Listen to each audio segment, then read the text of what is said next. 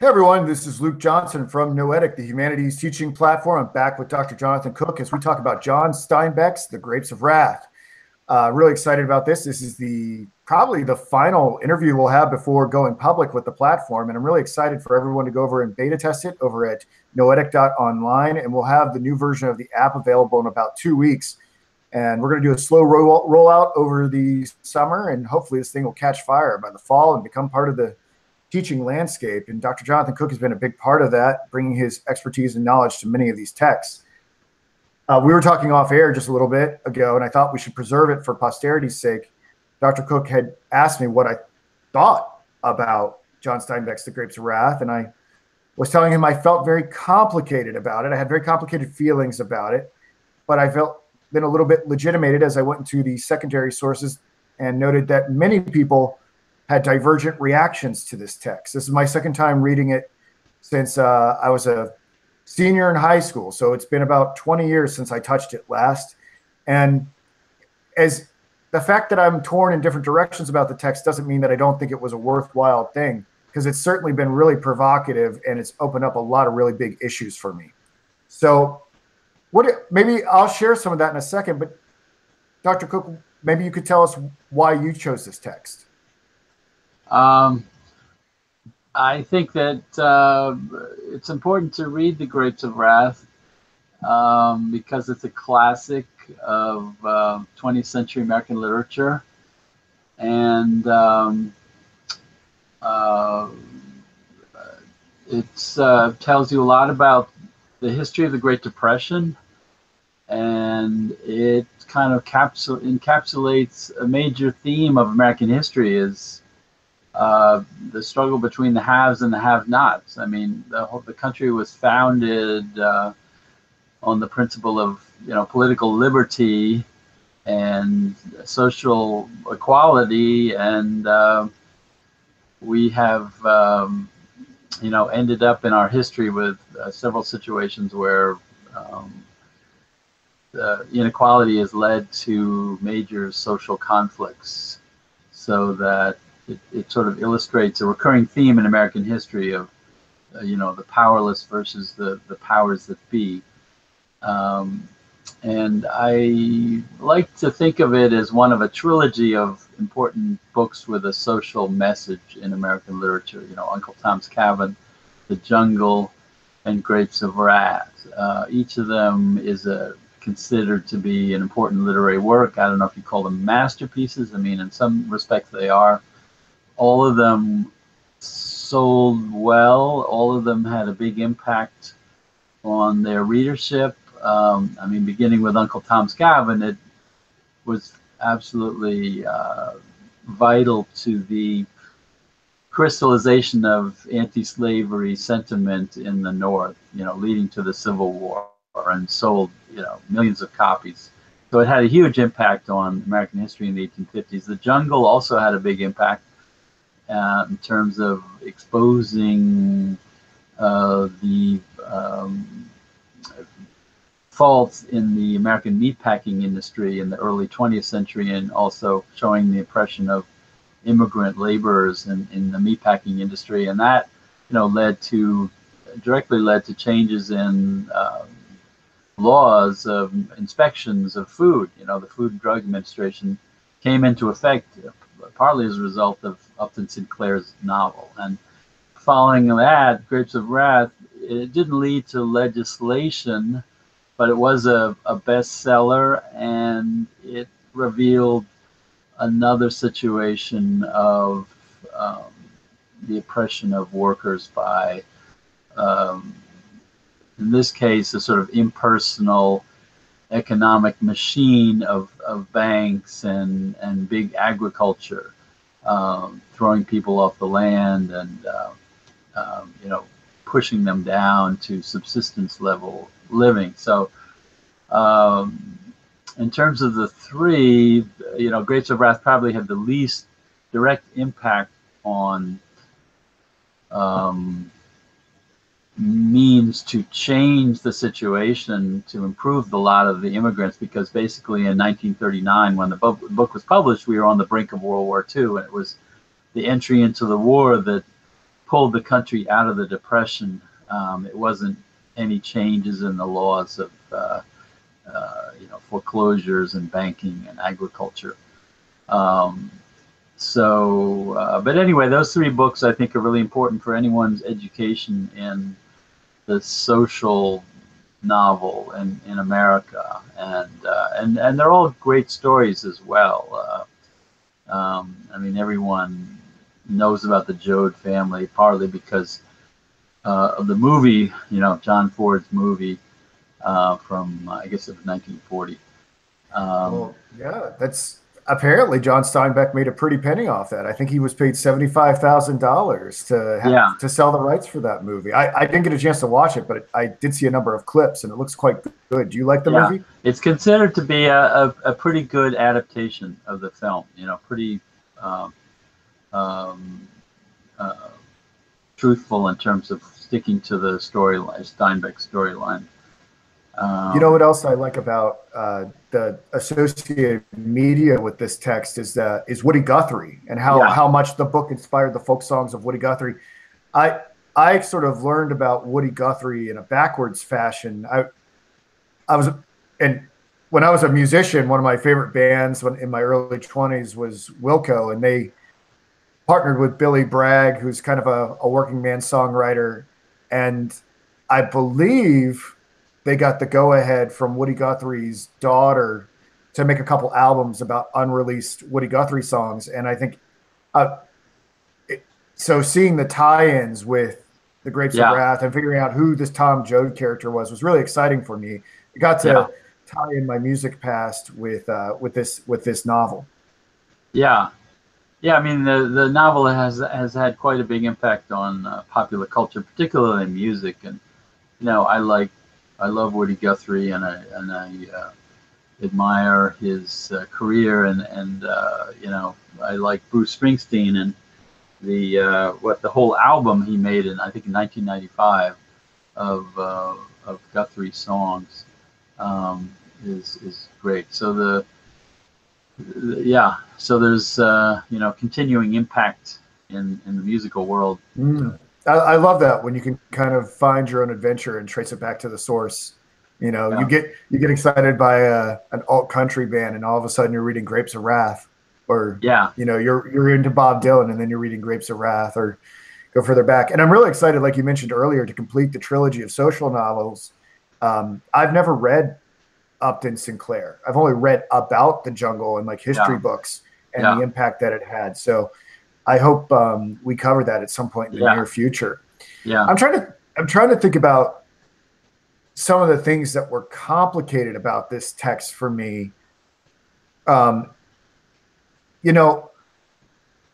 think stylistically it was a little hard for me because I knew Steinbeck was holding back, but I also, it's a very plain spoken novel. It's written for the common man to understand it. But at the same time, John Steinbeck is a man of tremendous intellect and genius. And I guess I'm a little bit of an overtop personality myself. I kind of wanted to see him indulge in that a little bit more. But the book is so remarkably restrained in that respect. And I see the virtue in that. I see the virtue in it being simple and direct and capturing those moments. But at times I was waiting for some of the prose that we've encountered with Melville and Hawthorne and other episodes. So stylistically I had a bit of a struggle with it. What do you think about that? Well, I think he successfully captured the dialect of his working class characters. I mean, a lot of the original settlers from in California were Midwesterners starting from the 19th century. So he grew up in Salinas, surrounded by Protestants, some of whom were lower class, who spoke kind of like the Joads. I mean, of course, there were a lot of other ethnicities around, mainly Hispanic and Asian. But he labored very carefully over the book. He spent, I think, a couple of years at least. He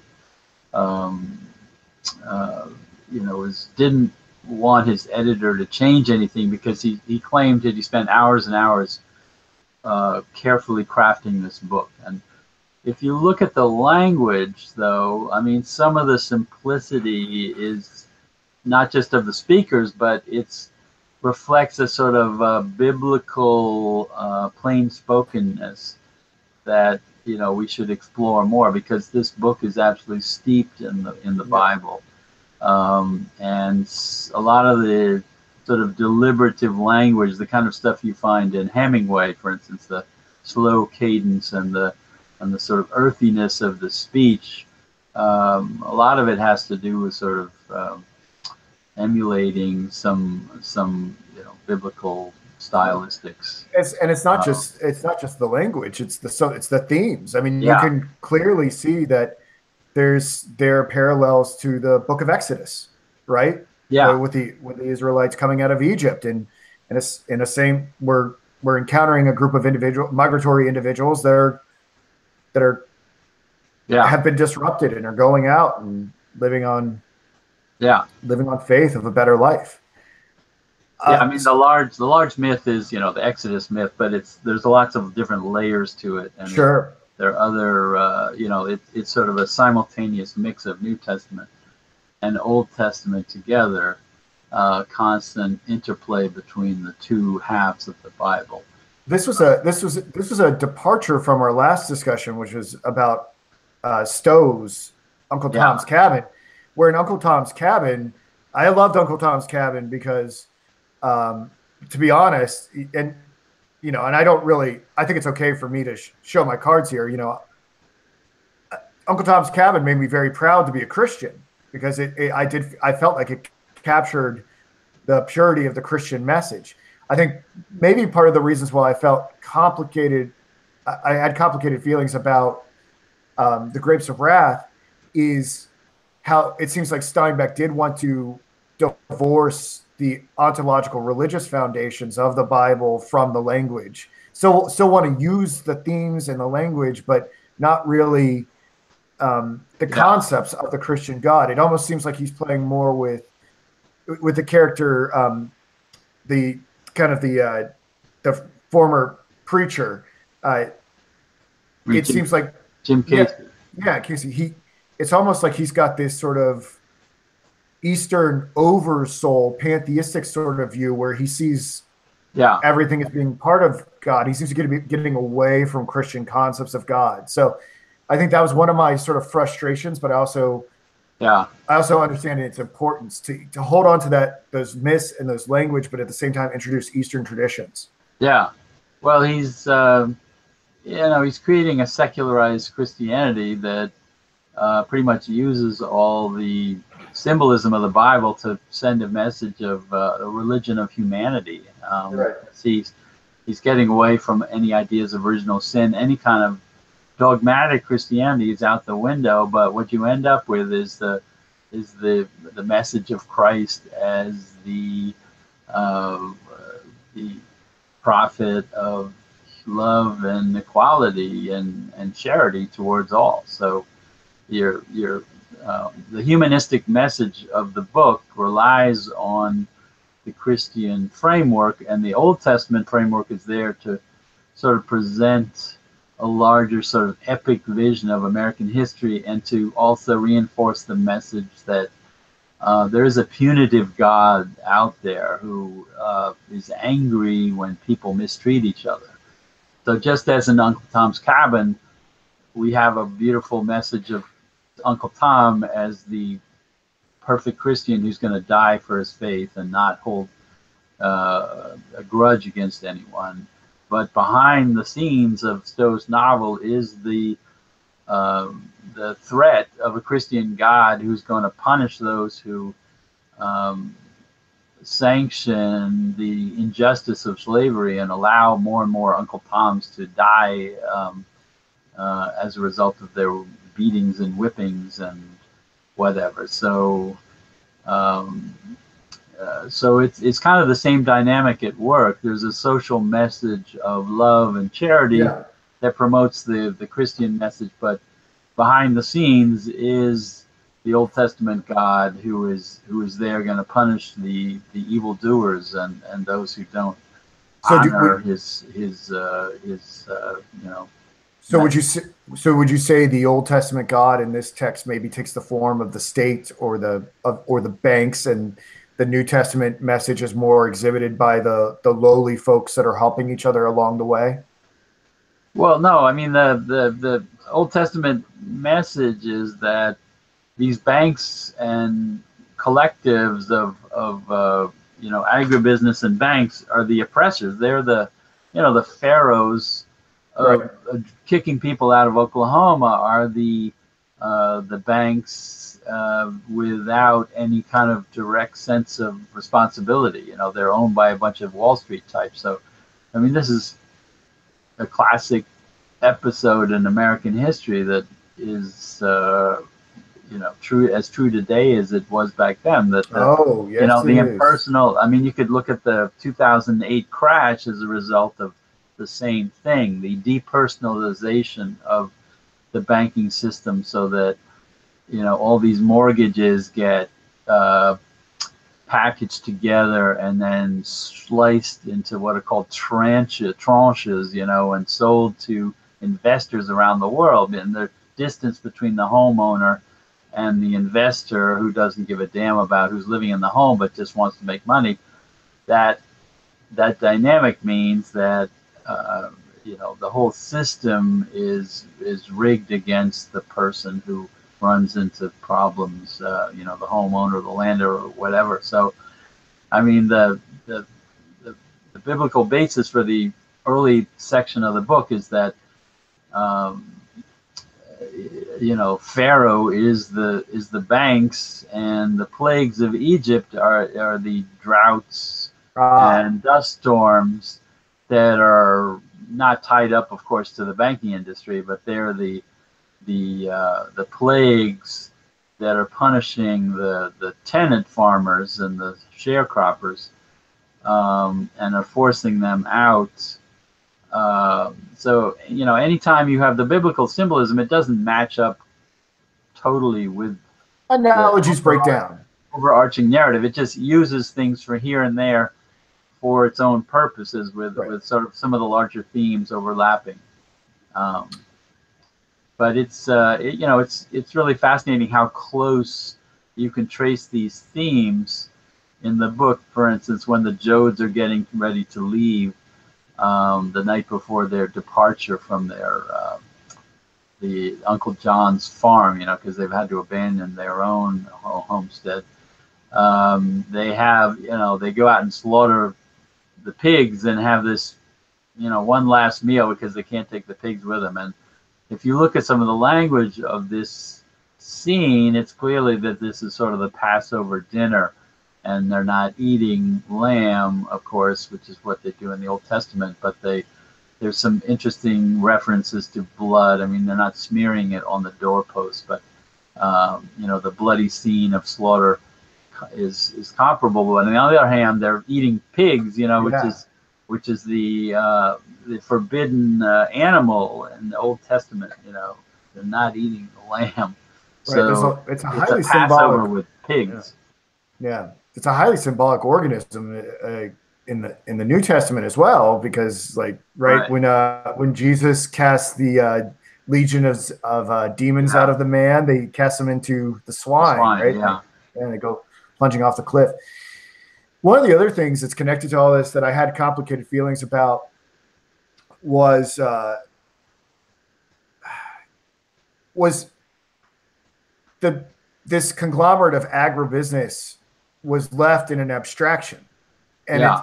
our characters are, you know, they're left wondering. They're like, well, why do we lose our land? Well, why do we have to get off here? Why do we have to go here? Why? And the answer is always like, you know, they kick it to some local office, and then it goes back to New York, and then at some point the questions cease to be about who is driving this monstrosity that are the banks.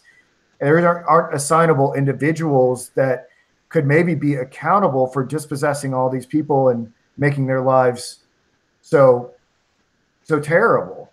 You know, it's Well, just kind of left as this like fictitious entity.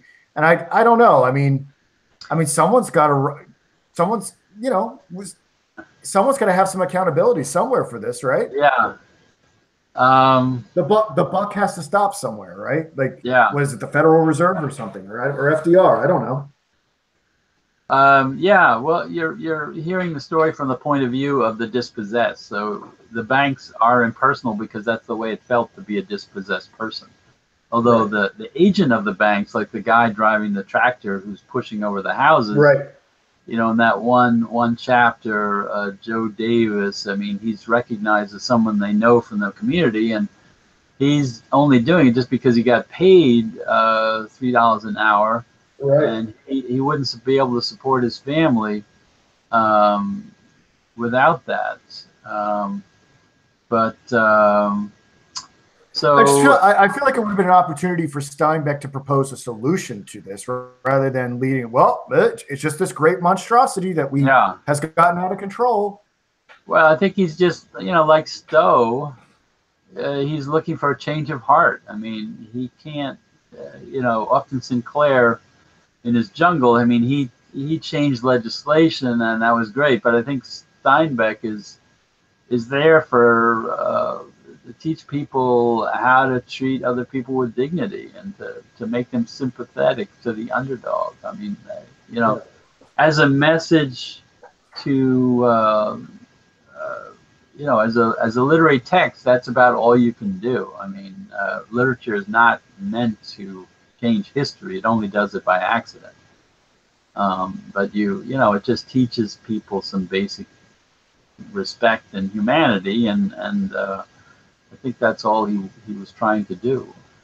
Well, it's unfortunate because I think if he had presented some positive solutions in that respect, and I don't know how you would do it through these characters, but because he didn't, the question's left dangling about whether or not Steinbeck was a communist, right? And that's what about a bunch of this Yeah, controversy is about, is that from my understanding of the secondary sources, is that there was a great uproar at the time that this might actually have been communist propaganda to incite revolution within America.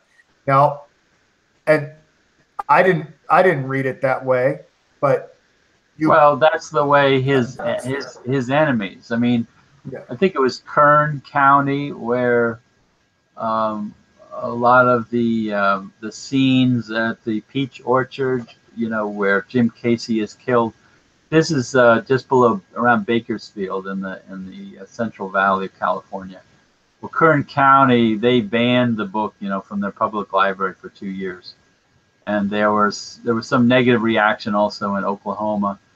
But I think it was only the people who felt were under attack who really came out strongly against Steinbeck. I mean, I don't think anyone believed he was a communist. His previous book, In Dubious Battle, has a protagonist who's a labor organizer who's made to seem, kind of like a bad guy, manipulative, and so he was not known in his previous fiction as being any kind of secret communist.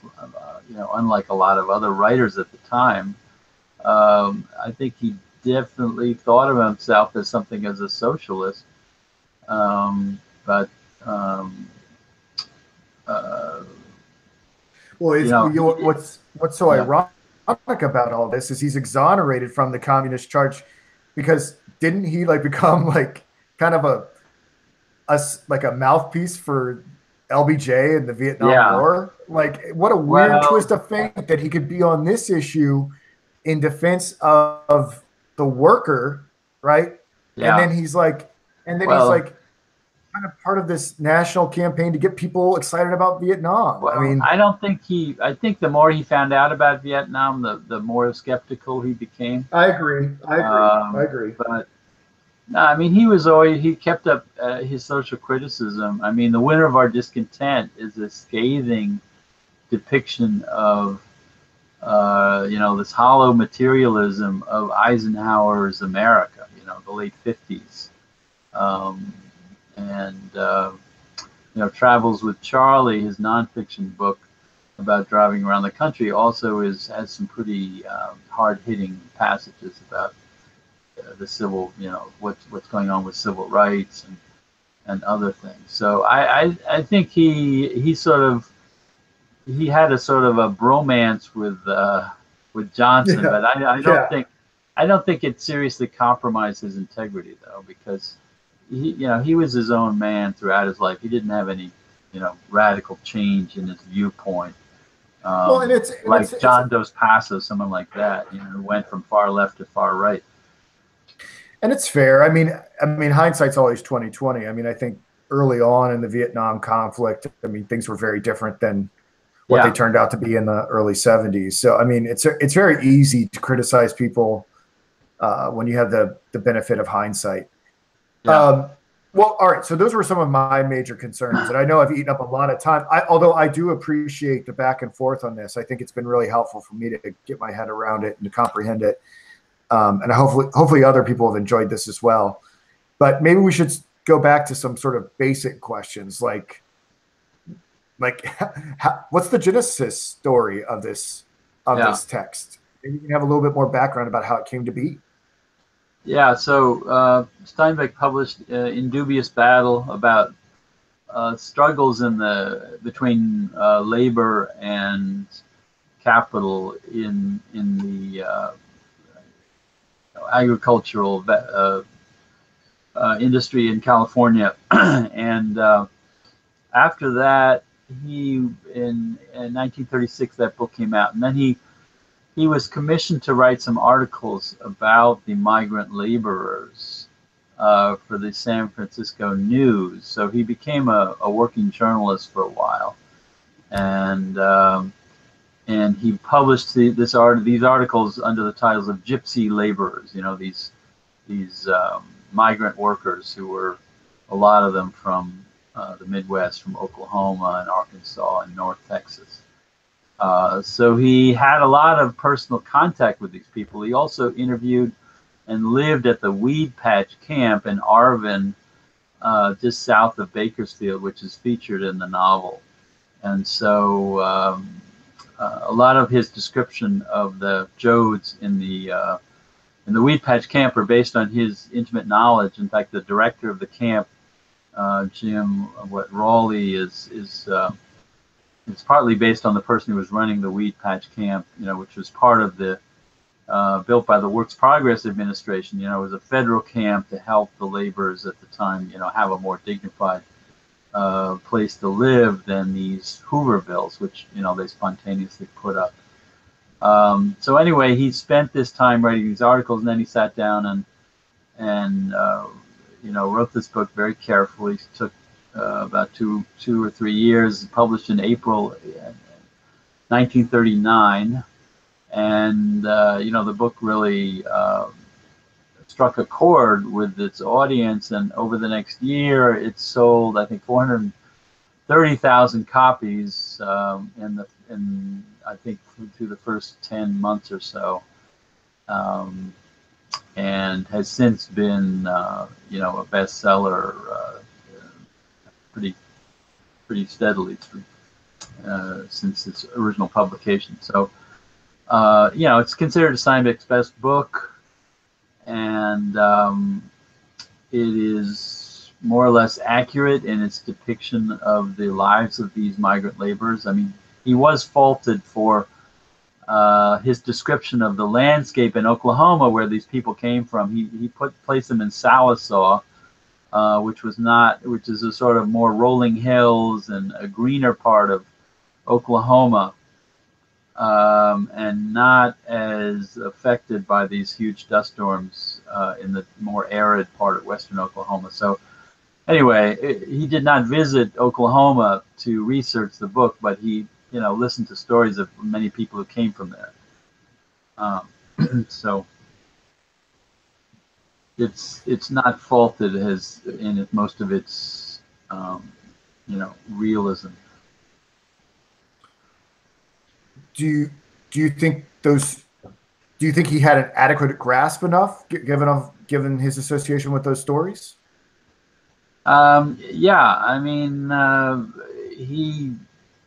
he talked to many of these so-called Okies, right? And he knew that world from growing up in the Salinas Valley. So it was in his blood to talk to people working on the land and to understand the dynamics of these big agribusinesses who needed workers for just a few weeks at a time. So he really knew the business well. He was a very practical minded man. He read a lot in different areas, and he knew a lot about machines. And for instance, Right. if you read about the fixing that car of Yeah. the Wilsons, it's a very detailed description about I love that placing scene. a cam, and it really makes you want to get out and roll up your sleeves and look at under the hood of your car. Of course, it's a completely different kind of setup now. Everything's a mini computer, but it's fun to read his practical descriptions of cars and trucks, because he really had a mastery of that world as well. That's such a great scene. I love that scene because there's like great irony in it. I was telling my father about that scene because he grew up in an era. He was one of those teenagers that are described in that scene that could just Yeah, leap into a car and immediately yeah, tear it apart and put it back together again. yeah, And then that skill set was lost on my generation. Like none of us know how to work on cars. It's not natural, but like my generation and younger, all of us know how to working like your do computers. computers. Yeah, Right. yeah. And so like the computer is kind of like this intuitive understanding of the computer is what the intuitive understanding of the car was for Yeah, that generation. And I yeah, wonder what will be the thing that comes next, because the way he's describing the teenagers taking apart the car, it's like they're Neo in the Matrix, and he can't even fathom how it's occurring. And I thought the sort of the same thing happens to um, Gen X and millennial people. They're just like if you do like the most simple tasks on a computer, your parents are like, wow, like yeah, right. you're gonna be a millionaire programmer because Yeah, you set up a computer in 15 minutes. yeah. you know, I also thought was very interesting. I've actually been to Salinas, Oh, and you have? Okay. yeah, I stopped in Salinas while I was driving down or up California. I can't remember which Yeah, direction I was going at that time. I stopped into a gym, yeah, and then we should talk about this the interstate that's involved in this story, Route 66, and the significance of Route yeah, 66. We should talk about that from a religious perspective too. But I stopped into this gym in Salinas, and I had no idea where I was, and I was like, "Where am I?" Like I yeah. was just trying to get a quick workout in, and the receptionist was like, "Salinas," and I was like, "Well, what's Salinas known for?" And she's like, "Violence," and I was like, "Oh God, this was the most terrifying workout of my life." But I just think it's because I went into this gym and I felt like, oh, like I like these are some pretty tough characters in here. Yeah. But it's kind of a shame that people don't. I mean, maybe I was in the dark about this, but I don't know if people automatically associate Steinbeck with Salinas. It would have been a better way to sell me on Well, Salinas than violence if she just told me John Steinbeck wrote about this place. It's from here. well, he lived later on in Monterey, and I think Monterey has a more visible public recognition of Steinbeck.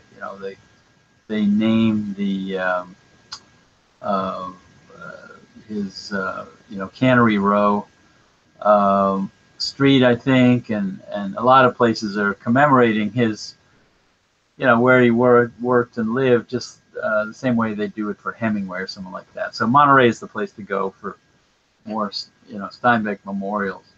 I'll have to make another trip out there Yeah, just to go on a Steinbeck yeah. pilgrimage.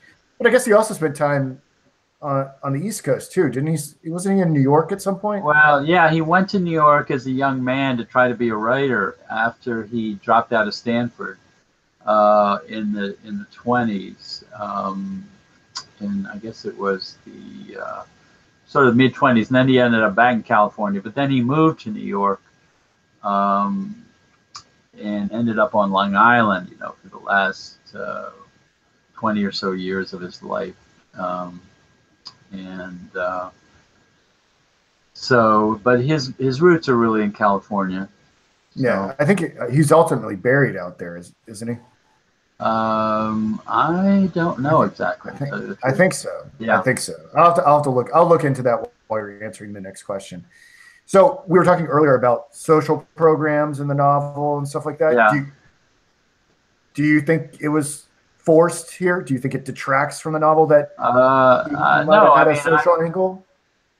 as I said earlier, I mean, I think it's one of the three great books in American literature that incorporates a compelling narrative with a social message. You know, Uncle Tom's Cabin, The Jungle, and Grapes of Wrath, because the Joad family is an incredibly vibrant and vivid presence, and I mean, they're kind of a mythological family at this point, because each of them is, has such a distinct kind of personality, and they form this group of sort of archetypal um, examples of the dispossessed. And the other thing is, they represent. There are 12 of them, right? So they're kind of, when they get in their car driving their Hudson Super 6, they're driving along as sort of Jim Casey as the Jesus figure, and the 12 disciples who were Right. the family, taking off before they start dropping out. But that's it's not just Jesus and the disciples, but it's also the 12 tribes of Israel who were Right. migrating out of the oppressive land of Egypt with its plagues to the promised land of Canaan or California. Um, Mm. so I just looked it up. John Steinbeck he was in fact buried in Salinas, a place called Garden of Memories, uh-huh. and he was 66 years old. Yeah, he died. Uh, He died of Interesting. heart failure. He had progressive heart disease. So he knew. I think he knew he was going to die in the early '60s. Then died in 1968. Um, and I think he did a fair amount of drinking, so he probably didn't help himself with that. Yeah, I know. Um, I was listening to a documentary on him, and like every story was like, and we were having a bottle of wine that night. And yeah, then John said, I was like pretty much every story I'm hearing about John Steinbeck involved a bottle of wine or something here. I'm yeah. like, Well, he you lived know, longer than Hemingway and Fitzgerald, so no. he. If anyone wants to see his grave, you can actually go to the totally not macabre website findagrave.com, and you can look Yeah, at his tomb, yeah. which is Well, that's kind of it's an awesome thing. it's I his actually kind of like it. ashes. His ashes. He was cremated, so Oh, okay. not you know. Anyway, Interesting. Anyway, yeah, interesting stuff. So, well, let's talk a little more about the religious yeah, sure. side. So the book is really logically structured into it's 30 chapters. The first 10 chapters or so are the the plagues of Egypt, the drought conditions, and then you have these fascinating interchapters which happen every so often that sort of step back and describe some scenes that are going on that are related to what the family is doing. You have the description of a drought. You have the description of what it's like to buy a used car from a very seasoned used car salesman. You have a scene on Route 66 of Alan May's diner where we have a little parable of um, May being the good Samaritan by giving the migrant's child some free candy.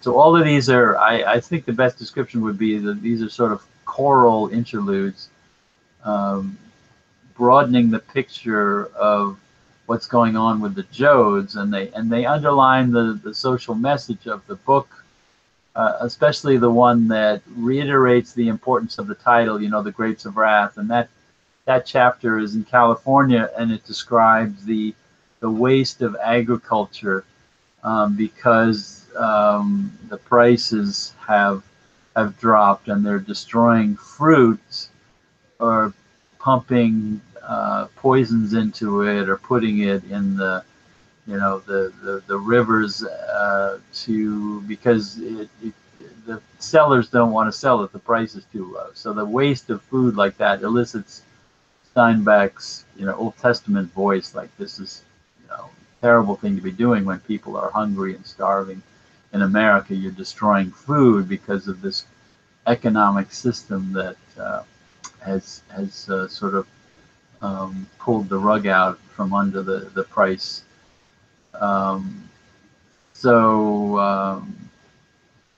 Anyway, to get back to the sort of biblical framework, what I find fascinating is just how rich and detailed it is without being that obvious.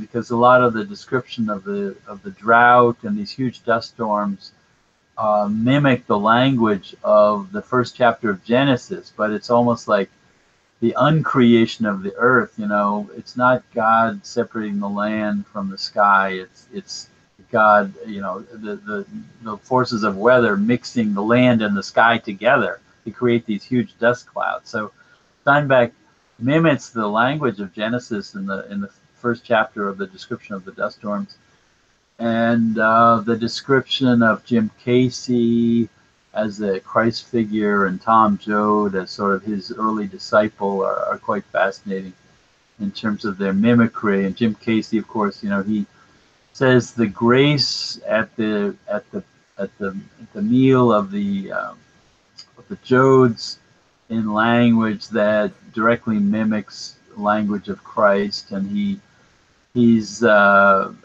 says a prayer from Psalms when they bury the grandfather on the road, and of course when he's killed by the guys who were the vigilantes who were breaking the strike at the peach orchard, he says, you don't know what you're doing, when the guy comes up to him with his axe handle and pounds him over the head, right? Yeah. So it's all this description of Christ's telling, his plea on the cross was saying, Father, forgive them, for they know not what they do. Right. And also Tom Joad's immediate attack against the guy who killed, smashed the head, is like Peter in the garden when Jesus is arrested, cutting off the ear of the soldier, Right. And then the family making themselves scarce after Tom's likely murder of the guy who was killing Casey is the typified in the flight of Peter from the disappearance of all the disciples after Jesus's arrest. Although in this case, it's just because Tom doesn't, want to be arrested for murder and sent back to McAllister and, facing more legal nightmares. So parallels, the biblical parallels are quite detailed, quite intricate, not obvious at first. For instance, grandfather Joad, when they have to drug him to put him in the truck, when they're leaving, there's some parallels between that and Lot's flight from Sodom and Gomorrah. Right. The fact that he has to be duped. There's in the history of Lot, it's what his daughters have to make they fool him by they make him sleep with them through duplicity, which is not exactly what's happening to Grandpa Joad, but an interesting parallel of how convincing some old guy to do something he doesn't want to do while they're fleeing some sinful city, and of course Grandma Joad dies later, just like Lot's wife dies, looking back to Sodom and Gomorrah. So the other parallel you find is there's Yulee Graves, who is the early character that Tom and Jim Casey discover, kind of prowling around the Joad property. Is some of his language is based on Jeremiah's laments and trying to decide whether to leave or go with the exiles to Babylon, right? Because it's based on the Jeremiah is based on the fall of Jerusalem in 586. The prophet is talking about the people who are leaving Jerusalem to go to Babylon, who were forced into exile, versus those who are trying to stay loyal and stay in the city. Of course, most of the upper classes and tradespeople were forced out of Jerusalem, but I guess a bunch of lower class people were allowed to stay behind. So anyway, you get this layering of the idea of exile is not just applicable to the Exodus story and the flight from Egypt, but you also have this layering of the flight from Sodom and Gomorrah of this righteous man, Lot, and the flight from Jerusalem in 586. We shouldn't let the Exodus archetype, hide all these other interesting little biblical intricacies behind the storyline. And of course, all of this is, there's a pretty substantial scholarly literature on the biblical background to the book. Probably the most dominant strain of criticism is tied into this theme of the influence of the Bible on the book. This is so fascinating to me, and you're really bringing out a lot of nuances that I missed. And now, because you're such a gifted educator, I'm like, aha, like I'm having all these eureka moments as you're rattling them off. I'm like, of course, why didn't I see that earlier? Yeah. I mean, the thing that kind of comes to my mind, and we should probably talk about this relationship that Steinbeck had. And I don't know if you know much about this particular aspect of things, but he's writing this book that is obviously parasitic on so many allegories and myths and stories from the Bible. Yeah. But yet, I've seen you can go on YouTube and you can watch John Steinbeck do his acceptance speech for the Nobel Prize for Literature. And I highly recommend that everybody does it. Have you seen it? No, it's really great. I mean, that's I can't believe something like that's preserved, but it's a very secular. Yeah. It's a very secular acceptance speech. And I just have to wonder, how did this man who was so versed in the Bible, so fascinated with weaving it into his text, abandon all the conceptual foundations? And you're like, Luke, this is obvious. Any thinking person will do this. I wonder how much that influence with the biologist and philosopher Ed Ricketts had. Yeah. Do you know anything about Ed Ricketts? Can you speak to that at all? Yeah, well, he was his best friend, and they collaborated on a book about going to the Sea of Cortez. Yes, right. The importance of, the life of the community, not just the species. So, I think Steinbeck, he read the Bible as a kid. He went to Sunday school. He grew up in the Episcopalian Church, which is not exactly the most dogmatic Protestant denomination. They're sort of 1 foot in the Unitarian camp there. So I think, like a lot of writers, he was reading the Old Testament, the New Testament, for the incredible wealth of its stories and characters and the importance it's played in Western culture. So I think he's just recognizing, like anyone, like say Thomas Mann, who wrote 4 books about the Old Testament. Joseph and his brothers, deeply rooted in the Bible history, but he did so because it was such a great story. It wasn't, Thomas Mann was not a traditional religious person, but he was just grabbing onto the big ideas in the culture. And of course the Bible has always had a huge influence on American culture and American thinking, American people. And the Joads, of course, would have been Bible readers, and so the whole world he's describing is very much rooted in the world of the Bible. But as an artist, he didn't want to be tied into any kind of dogmatic sense of trying to authenticate, the Bible message apart from the idea that human beings need to cooperate with each other to live lives that are dedicated to the principle of justice. So I think because he was writing a sort of on a big theme, he was reaching into the sort of deep mythos of American culture, which of course is based on the Bible. Well, maybe one day you and I'll cover Sea of Cortez so we can get a better understanding of who this Ed Ricketts character was and exactly what poison he was putting in Steinbeck's mind. Yeah, well, or medicine. He was a very charismatic guy, and Steinbeck was absolutely shattered when he died in 1948. And his car was run over by a train, and Steinbeck tried to see him. I guess he was on the East Coast and just got there right after he died. So he was shattered by this death of this man. Yeah, so obviously a very influential figure on his life.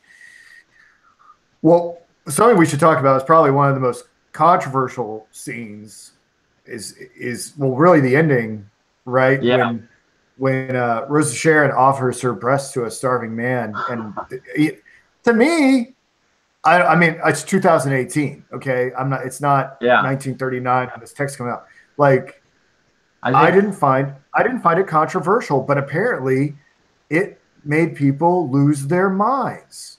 Yeah, just I think why couldn't people understand? Like, this was an act of desperation and generosity and charity. Why if you this is about survival? Why would this cause such an uproar to thinking adults?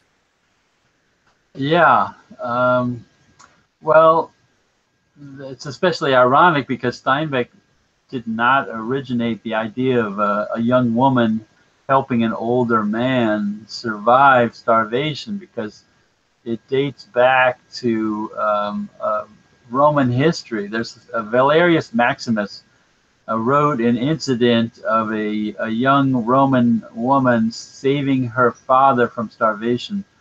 The story is her name is Pero, and the father's name is Cimon, and this was actually turned into a favorite theme of a lot of Renaissance and Baroque painters. So you have Rubens painting this scene, and it's called Roman Charity. It's a motif of a young woman nursing an older man, and in the original story, her father. But you have, a dozen artists painting this scene, including Rembrandt Peale in 1811 painted a version of this. So there was a long tradition of young women saving old men from starvation by breastfeeding them. And, of course, most readers didn't know about it. I'm not sure where Steinbeck picked up the idea. If he knew, arguably the art. Arguably, there's even more perverse episodes of survivals where like Romulus and Remus survived off the tit of a wolf, yeah, right? Exactly. I mean, there we've got borderline bestiality, but no one's losing their mind about that. Yeah.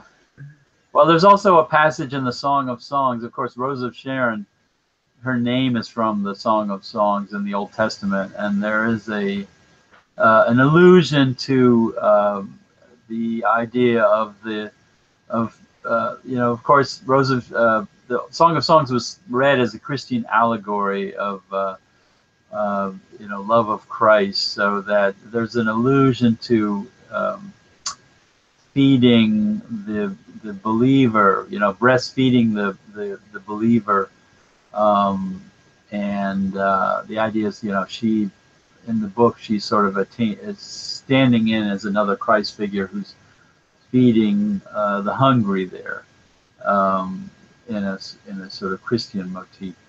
But the fascinating thing, though, is at the end of the book, it comes right after a recurrence of the biblical flood, when the family is living in the boxcar, which is kind of a little ark that eventually floods. I mean, it's a kind of ironic because they have to escape the boxcar no matter how much they don't want to, and their car is flooded, so that the book begins with a biblical plague of dust storms, and now it's ending with another biblical disaster of flooding. And it's ironic because the figure of Noah has abandoned the family much earlier. He left because he got attached to this river where they were camping out, just as they were getting to California.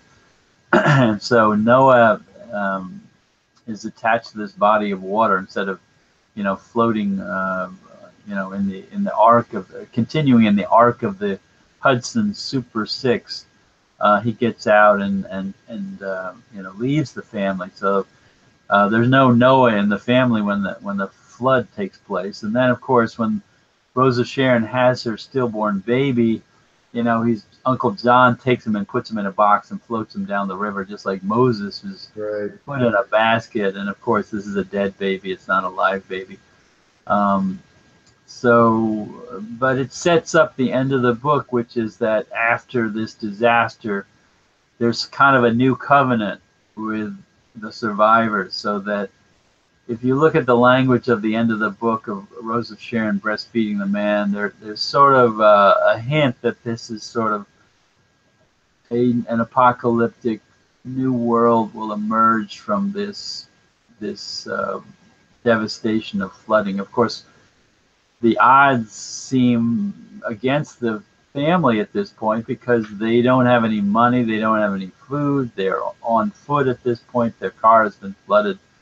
So the odds of their survival seem slim, but we are seeing, this miraculous scene at the end of Rose of Sharon feeding this old man, kind of hints at human survival by unorthodox means, whatever that will be.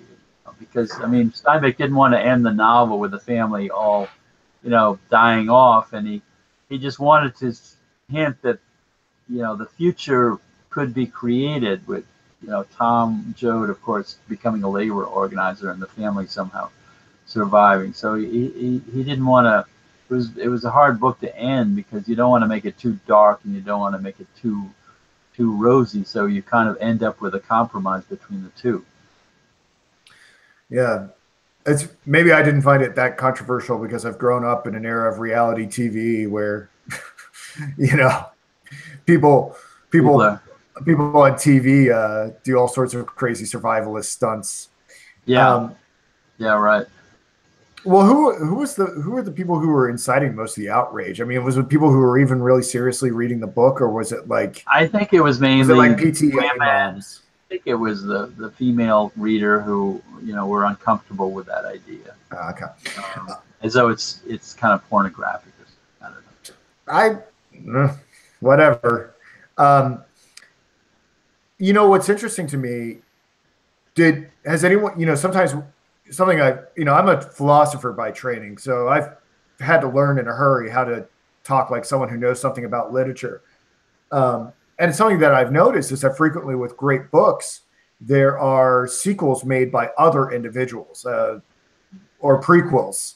Yeah. Did anyone ever try to revisit The Grapes of Wrath? Or has anyone tried to update it for the modern times? Like, obviously, and one of the major criticisms you can make about this text is it's dealing really just with the plight of white people.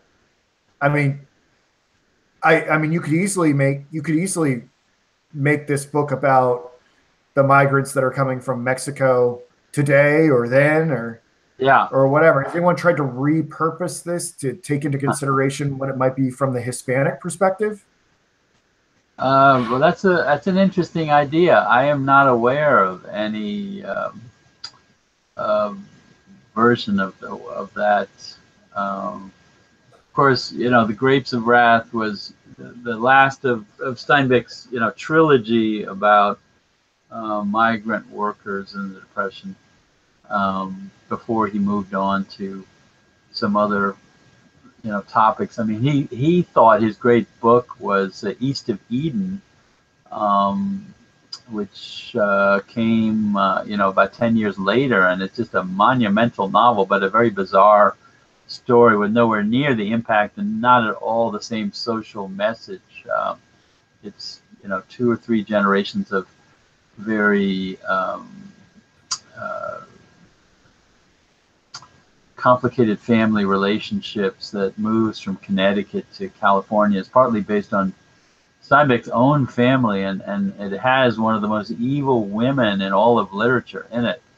And I'm kind of fascinated by where Steinbeck came up with the inspiration. Do you like the book East of Eden? Because I'm detecting some conflict in your voice. I have some very mixed feelings about it, but it's clear that it's nowhere near as great a work as Grapes of Wrath.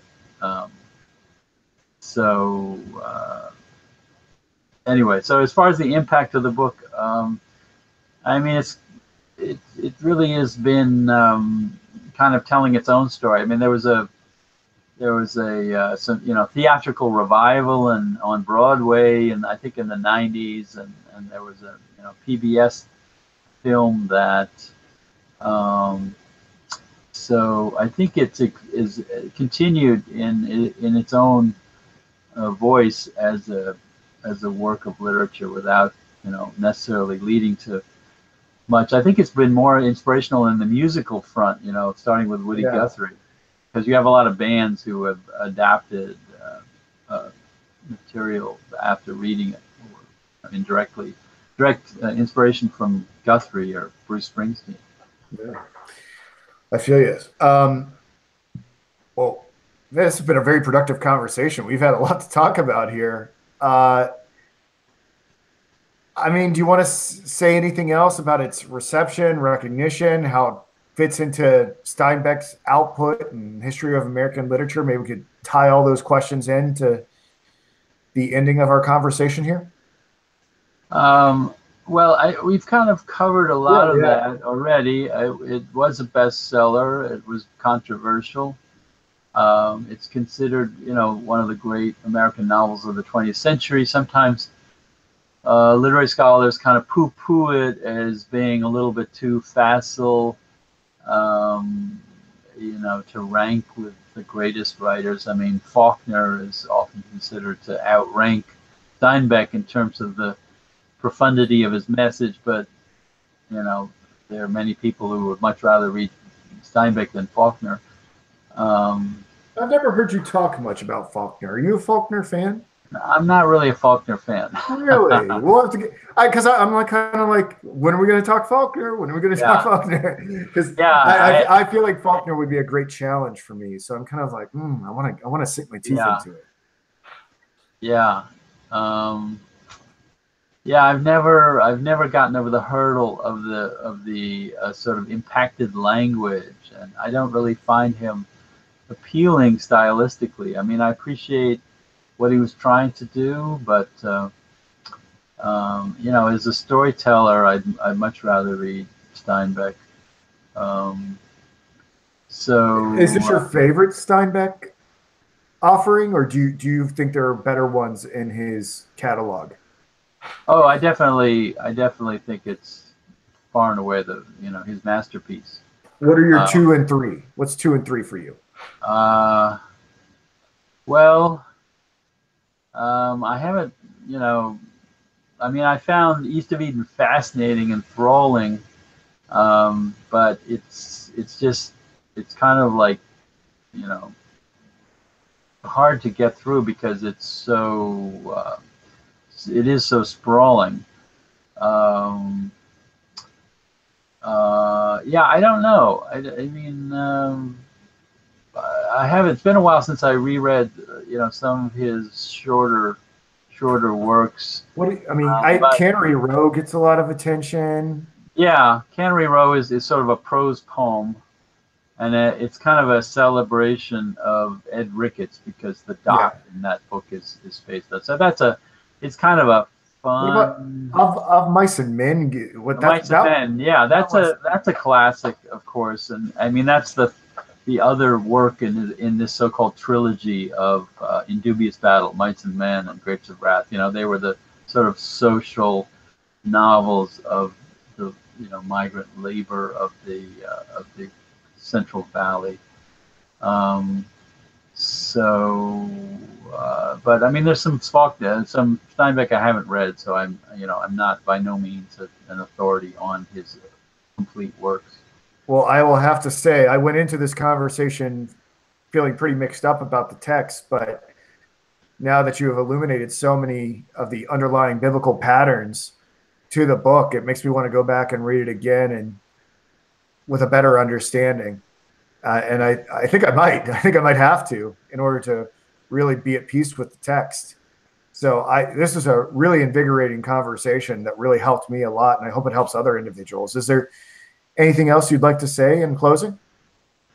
No. I mean, I think everyone who reads Grapes of Wrath in high school or might read it in college, I think they should really do some prep work and sort of prime themselves for following some of the biblical structures. And another interesting aspect there's one article on Pilgrim's Progress as an influence on the storyline. The journey of the family duplicating Christian's trip to the celestial city. It's quite a convincing article, and that's a whole other angle.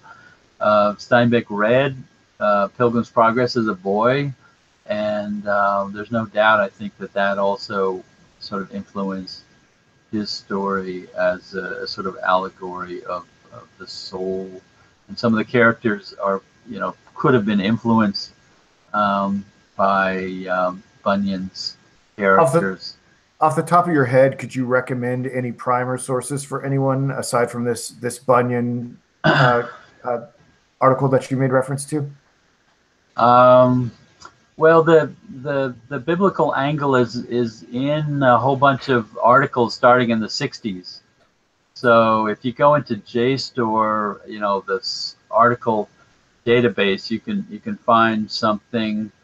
Also, a lot of books have chapters on the book on the Grapes of Wrath that key you into some of the biblical symbolism. I mean, it's a pretty broad literature that you can't really easily summarize, and it keeps on growing. In fact, because people have been writing about this since the 50s, and it's still going on.